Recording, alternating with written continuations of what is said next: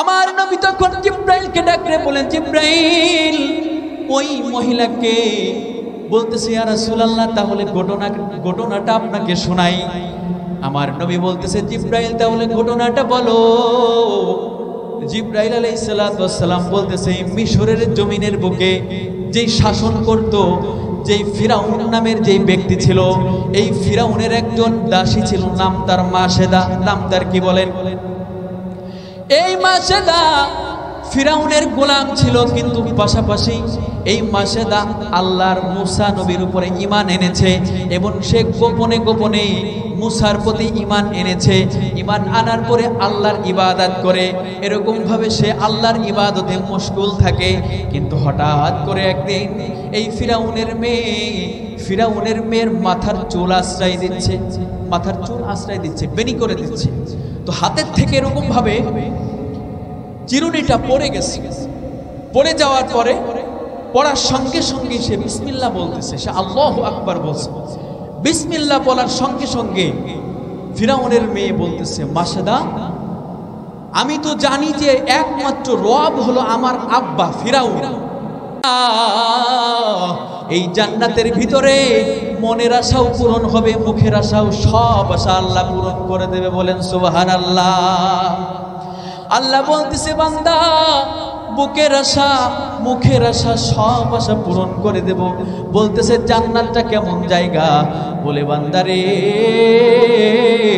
জান্নাতটা এমন একটা জায়গা, বলে যার শুরু আছে তার কোনো শেষ নাই। জান্নাতটা কেমন একটা জায়গা? বলে দুনিয়ার জমিনের বুকে বান্দা বান্দিরা নারী বড় পছন্দ করে, ধন দৌলত পছন্দ করে, চেহারা পছন্দ করে। বলে জান্নাতটা হলো এমন একটা জায়গা, বলে জান্নাতের ভিতরে দুইটা নদী আছে, একটা ডান পাশে একটা বাম আসে। দুনিয়ার জমিনের বুকে অনেক মানুষ আছে যারা ছোট খাটো, তারা লম্বা হওয়ার জন্য বড় আফসোস করে, এরকম লোক আছে না নাই? যারা কালো চেহারার মানুষ, তারা চায়, হারে যদি একটু সুন্দর হইতে পারতাম। অনেক মানুষ আছে বিবাহ করেছে কিন্তু সুখে নাই। অনেক মানুষ আছে তারা দুনিয়ার জমিন থেকে অনেক টাকাওয়ালার মালিক হইতে চায়। অনেক মানুষ আছে দুনিয়ার জমিনে, অনেকের দাড়ি আছে চাপ দাড়ি, অনেকের দাড়ি আছে অল্প। আফসোস করে, হারে অমুকের মতো যদি একটু চাপ দাড়ি হইতো কতই না ভালো দেখা যাইতো। অনেকেই আছে বেটে মানুষ, বলে, হারে অমুকের মতো যদি একটু লম্বা হইতে পারতাম, আমাকেও তো অমুকের মতো চেহারা সুন্দর দেখা যাইতো। আল্লাহ বলতেছে, বান্দা, দুনিয়ার জমিনের বুকে এইগুলো তোমার পূরণ হবে না, কিন্তু যেই জান্নাত তোমার জন্য বানায় রাখছি, এই জান্নাতের ভিতরে যদি তুমি আসতে পারো, এই জান্নাতে যদি তুমি আসতে পারো, তাহলে আমি আল্লাহ তোমার মুখের আশা, মনের আশা, বুকের আশা সব পূরণ করে দেব। বলেন না সুবহানাল্লাহ। এসো না আল্লাহর নামে গান গাই, এসো না মন প্রাণ জুড়াই, এসো না মন প্রাণ জুড়াই। আল্লাহু আকবার, একটু সবাই বলেন না, আল্লাহু আকবার বলো, আল্লাহু আকবার, আল্লাহু আকবার বলো, আল্লাহু আকবার। ও মধুর নাম চিনিলে হৃদয় হাসে, ও মধুর নামে সুখ নেমে আসে। আল্লাহর নাম নিলে মজা লাগে কি লাগে না বলেন? একটু জোরে বলেন, আল্লাহর নাম নিলে মজা আছে না নাই? পৃথিবীতে আপনি যত গান শোনেন, গজল শোনেন, যত ওয়াজ শোনেন, একবার শোনার পরে দ্বিতীয়বার ভালো লাগে না। কিন্তু আমার আপনার রব, আমার আপনার সৃষ্টিকর্তার নাম আপনি যদি সকাল থেকে সন্ধ্যা পর্যন্ত, সন্ধ্যা থেকে যদি সকাল পর্যন্ত আপনি যতই ওই রবের নাম নেবেন, ততবারই আপনার হৃদয় প্রশান্তি পায়। বলেন ঠিক কিনা? এই জন্য মালিকের নাম ধরা দরকার আছে না নাই? মালিককে ডাকা দরকার আছে না নাই? এই জন্য আমরা একটু জবান খুলে মালিকের নামের একটু গান গাই। ও মধুর নাম চিনিলে হৃদয় হাসে, ও মধুর নামে সুখ নেমে আসে, ও নামের তুলনা মেলে না, মেলে না। আল্লাহ নামের কোনো তুলনা হয়? ও নামের তুলনা হবে না, হবে না, তুলনা নাই, নাই, নাই। এসো না আল্লাহর নামে গান গাই, এসো না মন প্রাণ জুড়াই, এসো না মন প্রাণ জুড়াই। বেশি বেশি করে আল্লাহর নাম নিতে হবে। আল্লাহ বলতেছে বান্দা মনের আশা পূরণ হবে, তোমার মুখের আশাও পূরণ হবে, সব পূরণ করে দিব। দুনিয়ার জমিনের বুকে যারা চেহারার আফসোস করে, যারা লম্বা হওয়ার আফসোস করে, দুনিয়ার জমিনের বুকে যারা এরকম ভাবে ধন সম্পত্তির আফসোস করে, গরিব মানুষ যারা বড়লোক হইতে পারে না আফসোস করে, আল্লাহ বলে বান্দা যখন আপনাকে আমাকে যখন জান্নাতে দিবে, জান্নাতের ডান পাশে একটা নহর আছে, বাম পাশে একটা নহর আছে, এক পাশের নহর দিয়া এক পাশের নদী দিয়া আমাদেরকে গোসল করাইবে। গোসল করানোর সঙ্গে সঙ্গে আমাদের রং সুরাতের বডির 4টে পরিবর্তন আসবে। বলেন কয়টা? 4টা পরিবর্তন আসবে। 1 নাম্বার বডির পরিবর্তন আসবে, 2 নাম্বার চেহারার পরিবর্তন আসবে। আপনার এরকম ভাবে লম্বা, আপনার কালো চেহারা সুন্দর হয়ে যাবে। আল্লাহ বলবে বান্দা দুনিয়াতে চাইছিলা তুমি লম্বা হওয়ার জন্য, আল্লাহ পাক রব্বুল আলামিন আদম আলাইহিস সালাতু ওয়াস সালামের মতো লম্বা বানায় দেবে। আল্লাহ পাক রব্বুল আলামিন চেহারা আমাদের পয়গম্বর ঈসা আলাইহিস সালাতু ওয়াস সালামের মতো চেহারা বানায় দিবে। অনেকে আছে সুর ভালো না, কণ্ঠ ভালো না, কণ্ঠের জন্য আফসোস করে। আল্লাহ বলে বান্দা আমার নবী দাউদের মতো তোমাদের কণ্ঠ বানায় দেব। বলেন না সুবহানাল্লাহ। আর আমাদেরকে আরেকটা জিনিস, আমাদের আমল আখলাক অনেকের আছে ভালো না, আমাদের চরিত্র ভালো না, আমাদের চরিত্রটা আমাদের কলিজার টুকরা নবী মুহাম্মদুর রাসূলুল্লাহ সাল্লাল্লাহু আলাইহি ওয়াসাল্লামের মতো বানায় দিবে। এই 4টা পরিবর্তন আমাদের ভিতরে আসবে। আর আল্লাহ পাক রব্বুল আলামিন বলে আরেকটা নদী দিয়ে তো যখন তোমাদেরকে গোসল করানো হবে, আল্লাহ বলে বান্দা দুনিয়াতে তোমার মনের আশাগুলো পূরণ করতে পারো নাই, আমি আল্লাহ এই নদী দিয়ে যখন গোসল করাবো, গোসল করার সঙ্গে সঙ্গে তোমার মনের জ্বালা আমি আল্লাহ মিটায় দেব। বলেন আল্লাহু আকবার। এই সুমধুর জান্নাত যদি পাইতে হয় তাহলে আমাদের 2টা কাজ করতে হবে। 1 নাম্বার ইন্নাল্লাযীনা আমানু, 1 নাম্বার ঈমান আনতে হবে। চলুন একটু জেনে নেই ঈমান কিভাবে আনবেন, কেমন ঈমান আনবেন, কেমন ঈমান আনা দরকার। যেই রকম ঈমান সাহাবায়ে কিরামরা এনেছিলেন ওই রকম ভাবে আমাদেরকে ঈমান আনতে হবে। আমি একটু ইতিহাসের দিকে চলে যাব আপনাদেরকে বোঝানোর জন্য যে ঈমানদার কেমন ঈমানদার হইতে হবে, কেমন ঈমানদার হইলে আমরা আল্লাহর জান্নাতে যাইতে পারবো, কেমন আমল করলে আমরা জান্নাতে যাইতে পারবো। ফিরাউনের নাম শুনেছেন আপনারা? ফিরাউনের নাম শুনেছেন না? পয়গম্বর আরবি সাল্লাল্লাহু আলাইহি ওয়াসাল্লাম যখন মেরাজে গেলেন, মেরাজে যাওয়ার সময় নবী আমার যখন এরকম ভাবে বোরাকের পিঠে চড়ে যখন মেরাজে যাইতেছেন, মেরাজে গমন করেছেন, এরকম ভাবে যখন মিশরের জমিনের উপরে যখন গেলেন, নবী আমার জান্নাতের ঘিরান পাইতেছে। বলেন না আল্লাহু আকবার। নবী আমার মিশরের জমিনের উপরে যখন গেলেন, জিব্রাইলকে ডাক দিয়ে বলে ভাই জিব্রাইল আমি কি জান্নাতে চলে আসছি, জান্নাতের ঘিরান পাইতেছি। বলতেছে ইয়া রাসূলুল্লাহ ইয়া হাবিবাল্লাহ আপনি এখনো জান্নাতে আসেন না, এখনো দুনিয়াতে আছেন। নবী আমার জিব্রাইলকে ডাকতে বলতেছে ভাই জিব্রাইল তাহলে দুনিয়াতে জান্নাতের ঘিরান কই থেকে আসতেছে, দুনিয়া থেকে জান্নাতের ঘিরান কই থেকে আসতেছে? জিব্রাইল আলাইহিস সালাতু ওয়াস সালাম একটা ডাক দিয়ে বলে ইয়া রাসূলুল্লাহ ইয়া হাবিবাল্লাহ এই মিশরের জমিন থেকে জান্নাতের ঘিরান পাওয়া যাইতেছে। বলতেছে মিশরের জমিন থেকে কেমনে ঘিরান আসতেছে, কোথ থেকে ঘিরান আসতেছে? জিব্রাইল আলাইহিস সালাতু ওয়াস সালাম বলে ইয়া রাসূলুল্লাহ এই মিশরের জমিনের বুকে একটা মহিলা, একটা নারী, সে নিজে সহ তার 3টা সন্তানকে, মোট তারা 4 জন ব্যক্তি তাদের ঈমানকে বাঁচানোর জন্য আল্লাহর রাস্তায় তারা শহীদ হয়ে গেছে। আল্লাহ ওই মহিলার প্রতি এত পরিমাণ খুশি হয়েছে, এত পরিমাণ খুশি হয়ে গেছে যে আল্লাহ পাক রব্বুল আলামিন কিয়ামতের আগ পর্যন্ত ওই কবরের থেকে মিশক আম্বরের ঘিরান বের করবে। বলেন না সুবহানাল্লাহ। আমার নবী তখন জিব্রাইলকে ডাকলে বলেন জিব্রাইল ওই মহিলাকে বলতেছে ইয়া রাসূলুল্লাহ তাহলে ঘটনাটা আপনাকে শোনাই। আমার নবী বলতেছে জিবরাইল তাহলে ঘটনাটা বলো। জিবরাইল আলাইহিস সালাতু ওয়াস সালাম বলতেছে মিশরের জমিনের বুকে যেই শাসন করত, যেই ফিরাউন নামের যেই ব্যক্তি ছিল, এই ফিরাউনের একজন দাসী ছিল, নাম তার মাসেদা। নাম তার কি বলেন?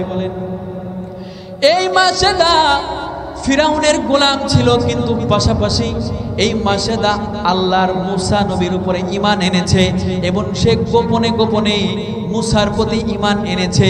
ঈমান আনার পরে আল্লাহর ইবাদত করে, এরকম ভাবে সে আল্লাহর ইবাদতে মশগুল থাকে। কিন্তু হঠাৎ করে একদিন এই ফিরাউনের মেয়ের মাথার চুল আশ্রয় দিচ্ছে, বেনি করে দিচ্ছে। তো হাতের থেকে এরকম ভাবে চিরুনিটা পড়ে গেছে। পড়ে যাওয়ার পরে পড়ার সঙ্গে সঙ্গে সে বিসমিল্লাহ বলতেছে, সে আল্লাহু আকবার বলছে। বিসমিল্লাহ বলার সঙ্গে সঙ্গে ফিরাউনের মেয়ে বলতেছে মাসেদা, আমি তো জানি যে একমাত্র রব হলো আমার আব্বা ফিরাউন, একমাত্র খোদা হলো ফিরাউন। তাহলে তুমি যে বিসমিল্লাহ বললা, এই বিসমিল্লাহটা আবার কে? কি বলতেছে? এই বিসমিল্লাহটা আবার কে? ফিরাউন তো নিজেকে খোদা দাবি করত, নিজেকে বলতো আনা রব্বুকুমুল আ'লা, আমি হলাম বড় খোদা, আমার পরে আর কোনো খোদা নাই। বলেন ঠিক কিনা? তো তখন মাসেদা বলতেছে যে হে ফিরাউনের মেয়ে, যেই বিসমিল্লাহ আমার রব, এই বিসমিল্লাহ তোমারও রব, এবং তোমার বাবা যে খোদা দাবি করে, এই খোদার রব হলেন এই বিসমিল্লাহ, মানে আমাদের আল্লাহর কথা বলতেছে। তখন বলতেছে মাসেদা, আমি তো জানি যে আমার আব্বাই খোদা, আর কোনো খোদা নাই, এই দ্বিতীয় খোদাটা কই থেকে আসবে?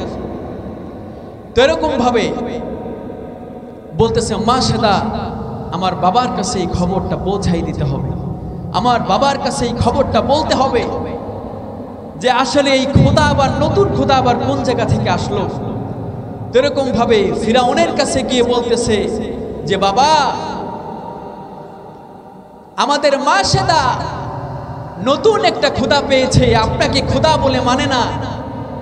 কোন খোদা নাকি আছে যে খোদা আপনাকে বানিয়েছে, আমাকে বানিয়েছে, আমাদের মাসেদা সেই খোদার ইবাদত করে।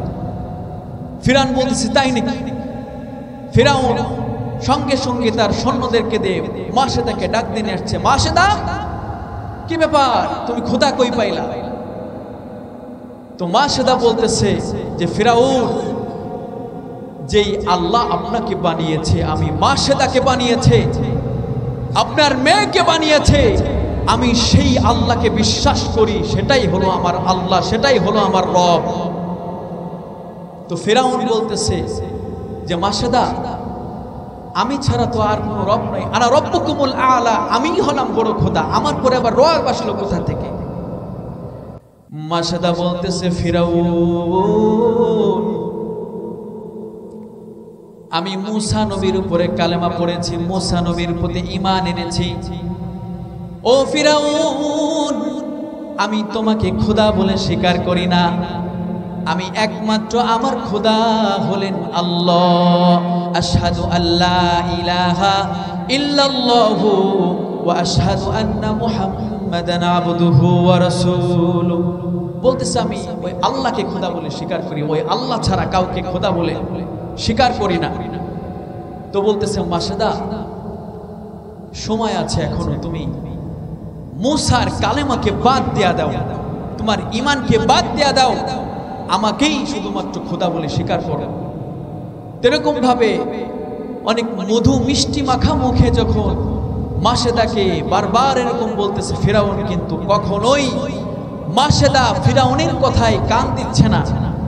বলতেছে না, তুমিও যেরকম রক্তে মাংসে গড়া মানুষ, আমিও মানুষ, তাহলে তোমাকে কেন আমি রব বলে স্বীকার করব? তখন বলতেছে মাসেদা, যদি আমাকে রব বলে স্বীকার না করো, তাহলে আমি তোমাকে কষ্ট দেব, তোমাকে সাজা দিব। কোনোভাবেই মাসেদাকে দমন করা যাচ্ছে না। তো এরকম ভাবে পর্যায়ক্রমে মাসেদা যখন তাকে মানেই না রব বলে, তখন মাসেদার যে সন্তানগুলো আছে সেই সন্তানগুলোকেও সেখানে আনা হয়েছে। এবং ফেরাউন বলতেছে, মাসেদা তুমি সহ তোমার এই সন্তানগুলাকে তুমি যদি আমাকে ছাড়া যদি আর কাউকে রব বলে স্বীকার করো, তাহলে আমি গরম তেলের ভিতর দিয়ে তাদেরকে ভাজি করব, ভুনা করব। বলেন নাউজুবিল্লাহ। এরকম ভাবে মাসেদাকে তাও দমন করতে পারছে না। মাসেদা তারপরেও তাকে বিশ্বাস করে না, বলতেছে আপনি যত কিছুর ভয় দেখান না কেন, আমি আপনার প্রতি ঈমান আনতে পারবো না, আপনাকে খোদা বলে স্বীকার করতে পারবো না। এরকম ভাবে মাসেদার কোনো কথাই মাসেদা যখন কোনো কথাই শুনছেন না, এরকম ভাবে ফিরাউন তার সৈন্যবাহিনীদেরকে খবর দিয়েছে। খবর দিয়ে বলতেছে, যাও বড় লোহার ডেকচি নিয়ে আসো। আমাদের দেশে ডেকচি বলা হয়, হাড়ি বলা হয়, বড় পাতিলে যা রান্না করা হয় ড্যাক বলা হয়। বিভিন্ন জায়গা বিভিন্ন অঞ্চলে বিভিন্ন জিনিস বলা হয়। তো এরকম ভাবে বলা হয়েছে যে ওইটা তোমরা নিয়ে আসো এবং ওইটার ভিতর গরম তেল দাও।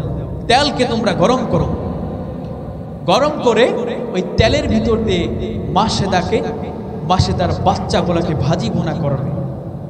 এরকম ভয় দেখানোর পরেও মাসেদা, কারণ তার ঈমান হলো মজবুত ঈমান, সে আল্লাহর পাগল হয়ে গেছে, আল্লাহর বড় প্রেমিকা হয়ে গেছে, আল্লাহর প্রেমিক হয়ে গেছে, যার কারণে সে তার জীবন চলে যাবে কিন্তু সে ঈমান ছাড়বে না। ঠিক না? এরকম ভাবে মাসেদাকে অনেক ভয়ভীতি দেখানো হয়েছে। ফিরাউন ডাকতে বলে, মাসেদা এখনো সময় আছে, আল্লাহকে বাদ দেয়া দাও, মুসার কালিমাকে ফেরত দেয়া দাও।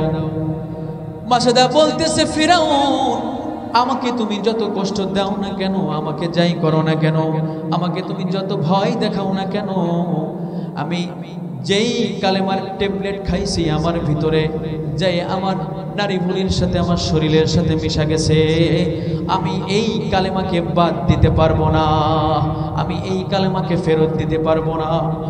নিষ্ঠুর ফিরাউন মাসেদাকে ডাকতে বলতেছে, মাসেদা যদি তুমি মুসার কালেমাকে ফেরত না দাও, তাহলে তোমার সন্তানগুলাকে তোমার চোখের সামনে আমি গরম তেলের ভিতর দিয়ে ভাজি বোনা করে ফেলবো। ওর সৈন্যবাহিনীদেরকে বলল, এই আমার সৈন্যরা ওই মাসেদার সন্তানগুলোকে গরম তেলের ভিতরে দিয়ে ভাজি বোনা করতে হবে। তোমরা এই গরম এরকম ভাবে ডেকের ভিতরে তোমরা তেল গরম করো। তেল গরম করতে শুরু করতে লাগলেন।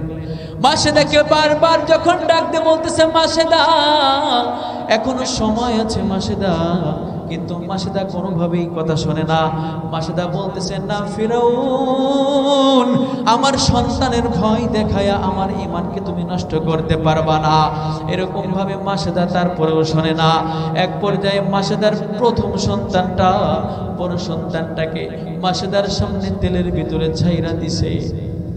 ছাইরা দিয়া নিষ্ঠুর ফিরাউন মাসেদাকে ডাকতে বলতেছে, মাসেদা এখনো সময় আছে, মুসার কালিমাকে ফেরত দিয়া দাও। যদি ফেরত না দাও, তোমার প্রথম সন্তানটাকে তেলের ভিতরে দিয়া দিছি, এরকম ভাবে তোমার আরো যে সন্তানগুলো আছে এই প্রত্যেকটা সন্তানকে তোমার সামনে তেলের ভিতরে দিয়ে আমি গরম তেলে দিয়ে ভাজি বোনা করব। কিন্তু মাসেদা বলতেছে, না ও নিষ্ঠুর ফিরাউন, আমার সমস্ত সন্তানগুলোও যদি তেলের ভিতরে ভেজে ফেলো, আমি তারপরেও আল্লাহর প্রতি ঈমান আনা ছাড়ব না। প্রথম সন্তানটাকে তেলের ভিতরে দিয়ে ভাজি করলেন। মাসেদা চোখের পানি ফেলে ফেলে কান্দে, আর সহ্য করতে পারে না, চুপ করে শুধু কান্দে। এরকম ভাবে তার দ্বিতীয় সন্তানটাকেও তেলের ভিতরে দিয়ে এরকম ভাবে ভাজি করে ফেলতেছে। মাসেদা শুধু চোখের পানি ফেলে ফেলে কান্দে, আর সন্তানগুলোর জন্য চোখের পানি ফেলে ফেলে কাঁদতেছে, আর বলতেছে, ও সন্তানেরা, আল্লাহর জন্য তোমাদের জীবনকে বিলীন করে দেয়া লাগতেছে। ও সন্তান, দুনিয়ার জমিন থেকে বিদায় নেওয়ার পরে তোমাদের সাথে, আমি মা তোমাদের সাথে জান্নাতে দেখা করব, আমরা সবাই একসাথে আল্লাহর জান্নাতে যাব। বলেন আল্লাহু আকবার। ঈমানের পথে অবিচল থেকে আমার মরণ যেন হয়, ঈমানের পথে অবিচল থেকে আমার মরণ যায়। তোমারই কাছে মিনতি আমার, ও গো মহিয়ান। ঈমানের পথে অবিচল থেকে আমার মরণ যেন হয়, ঈমানের পথে অবিচল থেকে আমার মরণ যেন হয়। মাসেদার দ্বিতীয় সন্তানটাকে তেলের ভিতরে দিয়ে বেজে ফেললেন। মাসেদার শুধু চোখের পানি ফেলে ফেলে কাঁদে আর ফিরাউনের কাছে আর্তনাদ করে, ফিরাউন, ও নিষ্ঠুর ফিরাউন, আমার প্রথম সন্তানটাকে তেলের ভিতরে দিয়ে ভাজি করলি, দ্বিতীয় সন্তানটাকেও ভাজি করলি, আমি জানি আমার প্রত্যেকটা সন্তানকে তেলের ভিতরে দিয়ে ভাইজা ফেলাবি। ও ফিরাউন, তোর কাছে একটা অনুরোধ, আমাকেও তো তুই ছাড় দিবি না, আমাকেও তো তেলের ভিতরে দিয়ে ভাজি ভরা করবে, কিন্তু একটা রিকোয়েস্ট তোর কাছে, আমি এবং আমার সন্তানগুলার হাড্ডি গুড্ডিকে এক জায়গা কইরা আমাদেরকে একটু কাফন দাফনের ব্যবস্থা করে দিবি, আমার সন্তানগুলাকে নিয়া আমরা মালিকের জান্নাতে থাকবো, মালিকের সাথে দেখা করব। বলেন আল্লাহু আকবার। মাসিদার ছোট্ট একটা শিশু সন্তান ছিল, ছোট্ট একটা বাচ্চা সন্তান। এই সন্তানটাকে দোলনার ভিতরে শোয়া রাখছে, সন্তানটা মায়ের চোখের দিকে তাকায় আছে। আচ্ছা আপনারা বলেন তো, সন্তানকে যদি মা বাবার সামনে কষ্ট দেওয়া হয়, কোনো মা বাবা কি সহ্য করতে পারে? আপনার একটা সন্তান যদি আপনার সামনে এরকম ভাবে আগুনের ভিতরে ফেলে দেওয়া হয়, আপনি বাবা হয়ে সহ্য করতে পারবেন? আপনার স্ত্রীকে মা হয়ে সহ্য করতে পারবে? কোনোদিন সম্ভব না, কোনোদিন সম্ভব না। মাসেদার ছোট্ট শিশু বাচ্চাটাকে মাসেদার সামনে যখন গরম তেলের ভিতরে ভাজবে, ভাজার আগে মাসেদাকে বলতেছে, মাসেদা, তোমার সব সন্তানগুলোকে তেলের ভিতরে ভেজে ফেললাম। ও মাসেদা, তোমার এই ছোট্ট শিশুটাকেও গরম তেলের ভিতরে ভেজে ফেলবো, এখনো সময় আছে, মুসার কালিমাকে ফেরত দিয়া দাও। মাসেদার চোখের পানি ফেলে ফেলে কান্দে আর ডাকতে বলে, নিষ্ঠুর ফিরাউন, আমার সন্তানকে তেলের ভিতরে ভেজে ফেলো, আমার কোনো আশা যাই না, আমার সন্তানগুলাকে নিয়ে আমি আল্লাহর আদালতে হাজির হয়ে যাব, আমার সন্তানগুলাকে নিয়ে আমি আল্লাহর জান্নাতে যাব। নিষ্ঠুর ফিরাউন শুনলেন না, কোনোভাবেই শুনলেন না। নিষ্ঠুর ফিরাউন তার সব সন্তানগুলোকে ভেজে ফেললেন এবং নিজে এরকম ভাবে মাসেদাকেও গরম তেলের ভিতরে দিয়ে ভেজে ফেললেন। কিন্তু এই মাসেদা নিজের জীবনকে ঈমানের জন্য বিলীন করে দিছে, তার সন্তানগুলোকে বিলীন করে দিছে, কিন্তু ঈমানের মতো সম্পদকে কিন্তু তারা মানুষের কাছে বিলীন করে নাই। এই জন্য আমাদেরকে এমন ভাবে ঈমান আনতে হবে, আমাদের ঈমানের ব্যাটারিতে চার্জ দিতে হবে এমন ভাবে। বাংলার জমিনের বুকে এমন নাস্তিক কুলাঙ্গার রয়েছে যারা আমাদের ঈমানকে বিলীন করার জন্য, আমাদের ঈমানটাকে লুটে পুটে নেওয়ার জন্য গামছা বেঁধে এরকম ভাবে মাঠে নেমেছে। কিন্তু আমরা মুসলমান হয়ে তাদেরকে জানিয়ে দিতে চাই, হে মুসলমান, আমাদের শরীরের ভিতরে যতটুকু রক্ত আছে, এই রক্ত আমরা বাংলার জমিনে প্রয়োজন হলে ঢেলে দিব, কিন্তু আমাদের ঈমানকে কারোর কাছে বিকৃত হতে দিব না। বলেন ঠিক কিনা? মুহতারাম হাজিরিন, যদি কোনো মানুষের ঘরে ধন সম্পদ থাকে তাহলেই কিন্তু তাদের কাছে চোর যায়, ঠিক কিনা? যদি আপনার ঘরে অনেক স্বর্ণ গহনা থাকে, তাহলে যদি চোর ডাকাত যদি খবর পায়, তাহলে কিন্তু আপনার ঘরে ডাকাতি করতে যাবে।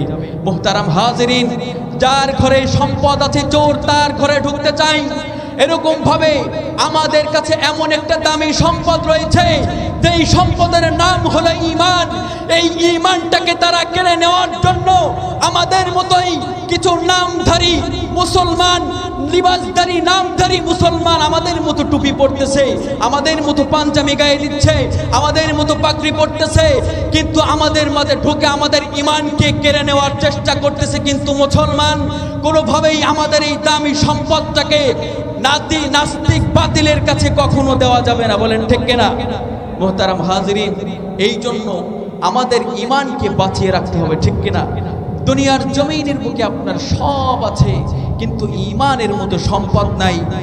আপনি মরণের সময় দুনিয়াতে আপনার টাকা ছিল, আপনার ধন দৌলত ছিল, গাড়ি ছিল, বাড়ি ছিল, সব ছিল, কিন্তু আপনি ঈমান হারা হয়ে মৃত্যুবরণ করেছেন। আপনার এই টাকা পয়সা গাড়ি বাড়ির কোনো দাম নেই। কোনো দাম আছে বলেন? আপনি বেঈমান হয়ে নাস্তিক হয়ে দুনিয়ার জমিন থেকে বিদায় নিচ্ছেন। তাহলে এইরকম মুসলমান হয়ে আমাদের কোনো লাভ নাই। আর মালিকের জান্নাতে যদি যাইতে চাই, আমরা যদি যাইতেই হয়, তাহলে মালিক বলেছে ডিউটি কয়টা? দুইটা। এক নাম্বার ঈমানকে বাঁচিয়ে রাখতে হবে, দুই নাম্বারে নেক আমল করতে হবে।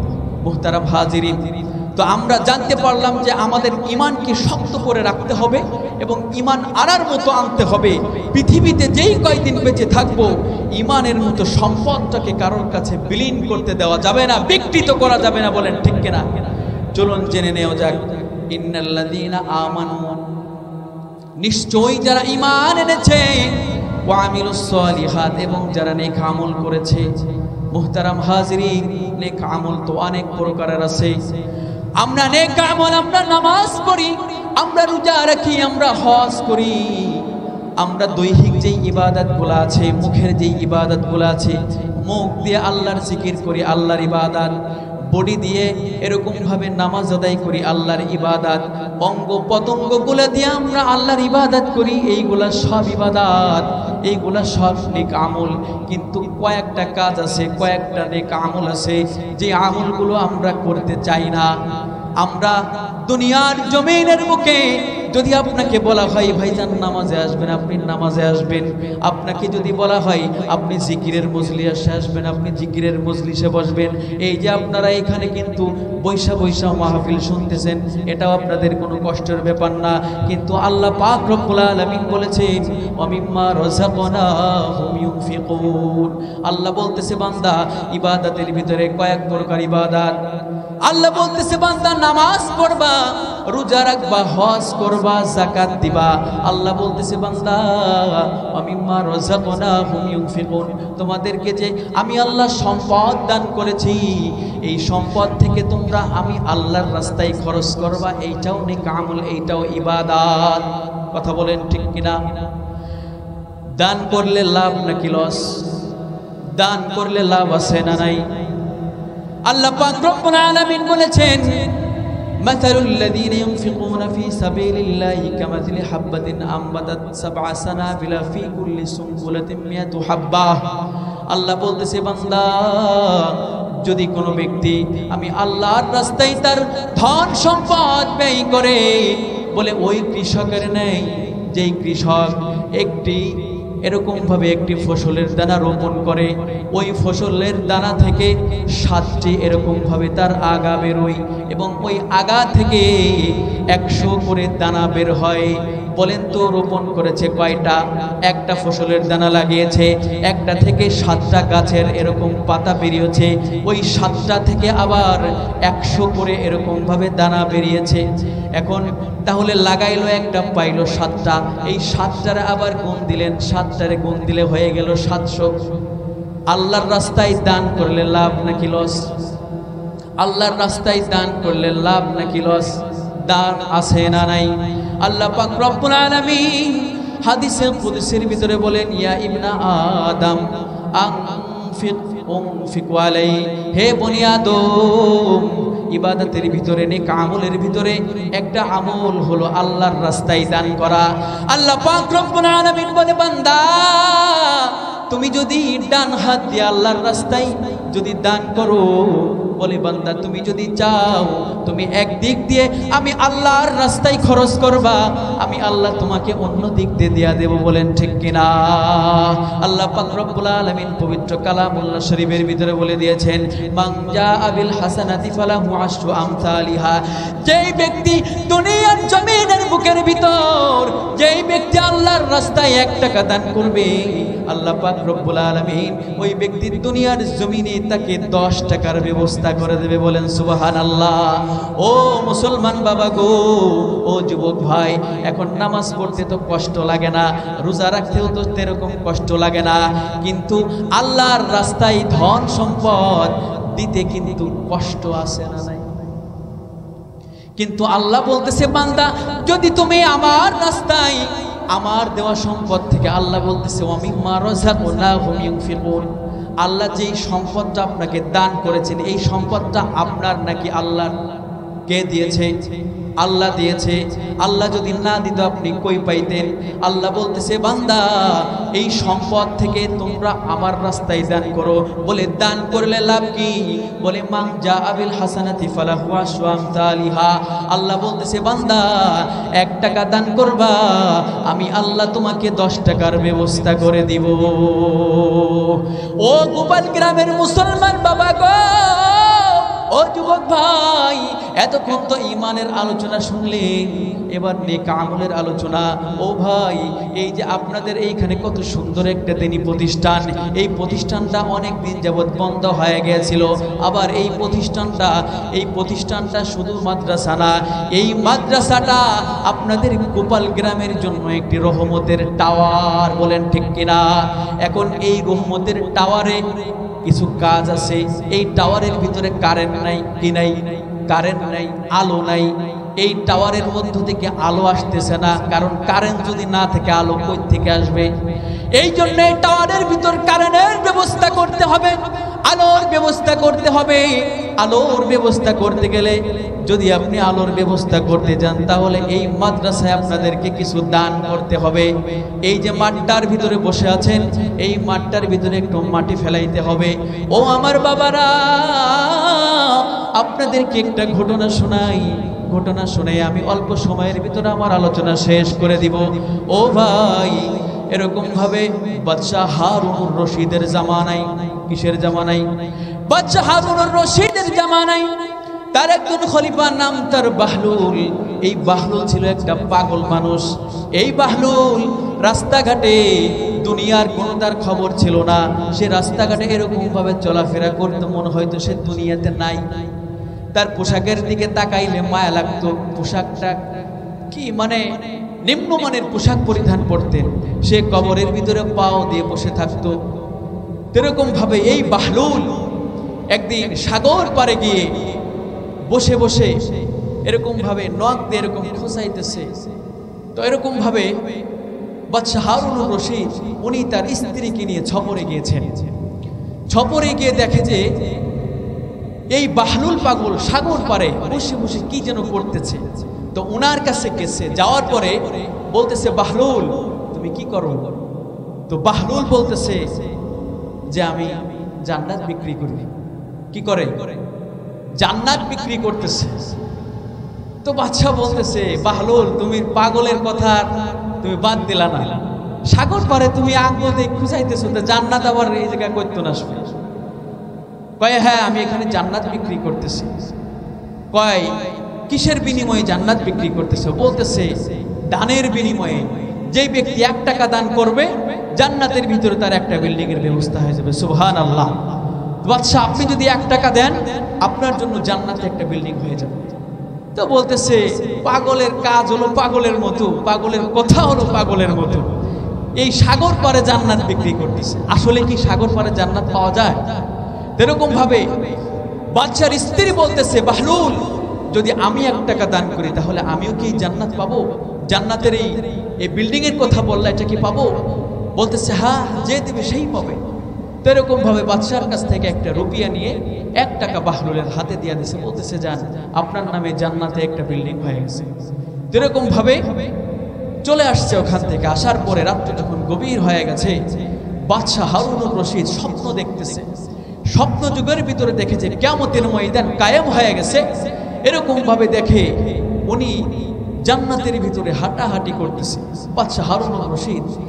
তো এই জান্নাতের ভিতর হাঁটাহাঁটি করতেছে এবং দেখে জান্নাতের ভিতর বিশাল একটা বিল্ডিং, এরকম ভাবে ওনার স্ত্রীর নাম লেখা রয়েছে এখানে। তো ওই বিল্ডিং এর কাছে উনি গিয়েছে, যাওয়ার পরে দেখে যে এখানে দারোয়ান আছে, ফেরেশতারা। ওই বিল্ডিং এ উনি ঢুকতে চেয়েছে কিন্তু তাকে ঢুকতে দেওয়া হয় নাই। বলতেছে এই বিল্ডিং আপনার না, এই বিল্ডিং হলো অমুক ব্যক্তির বিল্ডিং।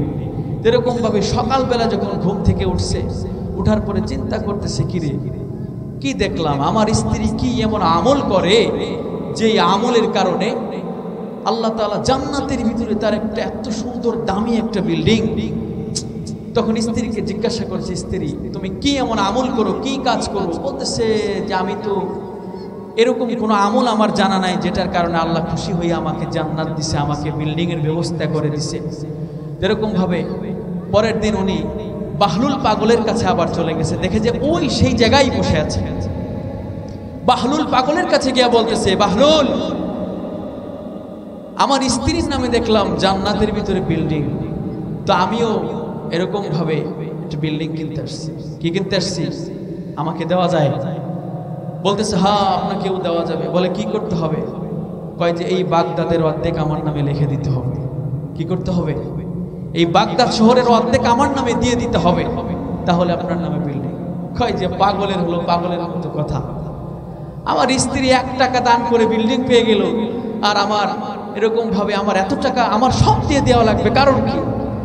বলতেছে আপনার স্ত্রী গায়েবকে বিশ্বাস করেছে, না দেখে আল্লাহর রাস্তায় দান করেছে, এই জন্য আল্লাহ আপনার স্ত্রীর প্রতি খুশি হয়ে গেছে। বলেন না সুবহানাল্লাহ। কিন্তু আপনি তো আপনার স্ত্রীটা দেখে আসছেন, এই জন্য আপনার জন্য হবে না। মুহতারাম হাজিরিন, তো আল্লাহর রাস্তায় দান বলতেছে তুমি কি করেছো? বাহলুল ডাক দিয়ে বলতেছে, বাদশাহ আপনার স্ত্রী গতকালকে যে 1টা দিরহাম আমাকে আমার কাছে দিয়ে গিয়েছিল, ওই 1টা দিরহাম আমি আপনার স্ত্রীর পক্ষ থেকে আল্লাহর রাস্তায় খরচ করে দিয়েছি। এই জন্য মহান মাওলাই কারীম আপনার স্ত্রীর প্রতি খুশি হয়ে জান্নাতের ভিতরে বিল্ডিং এর ব্যবস্থা করে দিয়েছে। বলেন না সুবহানাল্লাহ। ও গোপাল গ্রামের বাবা, ওই ব্যক্তি যদি 1 টাকা দান করার বিনিময়ে যদি জান্নাতের ভিতরে বিল্ডিং হয়, তাহলে আমি আপনি যদি আল্লাহর রাস্তায় 1 টাকা খরচ করি, ওই আল্লাহ কি শুধু ওনার নাকি আমাদের জন্য? আমাদের কি আল্লাহ ওই বিল্ডিং দেবেন না? ওই বিল্ডিং কারা কারা চান? 2টা হাত তুলে দেখায় দেন। বিল্ডিং চান না?